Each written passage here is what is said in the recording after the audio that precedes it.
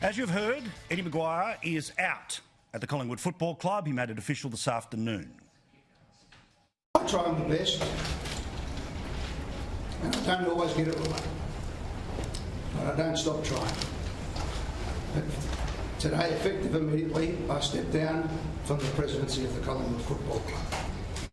Now, like or dislike the bloke, he has gone through the ringer in the past week, when many of the people who were more than happy to call him a friend this time last week slowly but surely started to throw him under the bus. Now remember, we are not talking here about the Premier of a state responsible for 800 people dying as a result of mistakes in hotel quarantine. We're talking about a bloke who got paid nothing to be the boss of his football club for, yes, a bloody long time. And sure, there was plenty of good things that came with being that boss. But his exit speech today was weird, because he was, remember, not resigning as a premier, but he was doing that thing that people always do when they are forced to go when they choose not to go, which is to start to list their achievements and over-egg their achievements. Remember, he's a Collingwood boy all the way through, and they had not had a lot of success until he became its president, was able to get them to 5 grand finals and 1 premiership. But when looking back at his achievements, this in part is what he said about the whole reason he wanted to run the footy club of his youth. From the moment I became the president of the Collingwood Football Club on my 34th birthday back in 1998, my sole motivation was to heal, unite, inspire and drive a new social conscience, not just into this club, but sport and the community in general, and build an organisation that would be a place for opportunity for all people. Okay. What about just win more games than we won last season and eventually win a premiership? That is why people pay their good hard-earned money, even last year when they couldn't physically go to the football. But these were all of the achievements that were listed before winning the comp by Eddie today on his way out the door. AFL women's team played amazing football to win on Gay Pride weekend. We established our LGBTQIA+ support group, Disability Services, Collingwood Headspace for young people's mental health, and Eating Disorders Victoria, all supported by the Collingwood Football Club. Our Magpie Nest. Tonight, 135 people will sleep in them. The Darling Munwaro program, a program of healing for Aboriginal men to break the cycle of domestic violence, anger, jail. Now, all great. But what about winning more games than we did last year and eventually winning the comp? I repeat, under his leadership, with the coaches, the players, the sponsors, they were able to get to 5 grand finals and, of course, famously won 1 grand final. Yet in the entire farewell that he was forced to deliver today, as he was kissing the woke ring over and over again and lovingly and more lovingly and more lovingly, the tens of thousands of people who are paid up and proud members of the Collingwood Football Club, the ones who are black and white till they die, go Pies, all of that stuff, they care about what happens on the field. And yes, all the off-field stuff, no one's pretending that's not nice. But the purpose of the club is to unite a community in and around 4 quarters for lots of weekends during winter. This is literally all that he mentioned about the on-field achievement of winning the comp. There are so many great memories of games and premierships, deals and battles.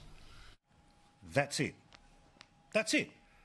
There was no memory of what it was like to sit in the stands, sit there with his kids, all the rest of it, right? Now, I can't blame Eddie McGuire for choosing this form of words. I'm not going to kick a man when he's down.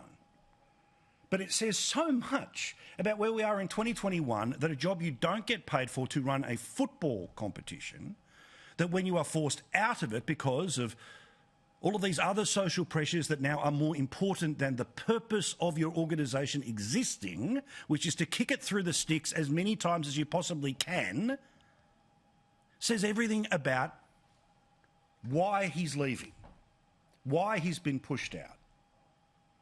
Says everything about the priorities of the people who run the footy clubs, the people who sponsor them,